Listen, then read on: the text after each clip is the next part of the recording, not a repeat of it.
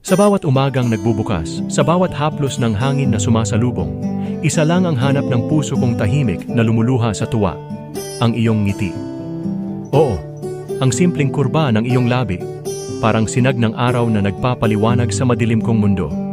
Hindi ko inaalintana ang oras, lumilipas man ito ng mabilis o dahan-dahan. Dahil sa bawat segundo ng iyong presensya, ang mga problema ay tila natutunaw, ang lahat ng hirap nawawala. Ano bang halaga ng sakripisyo kung sa huli ang premyo ay ikaw?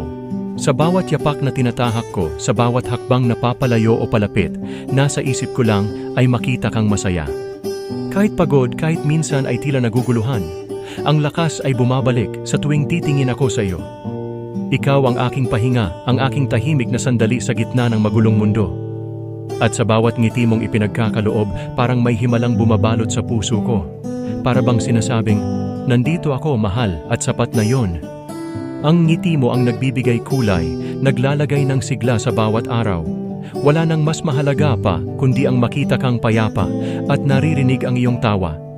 Kaya't sige, tuloy lang ang mga araw, patuloy lang ang mga sakripisyo.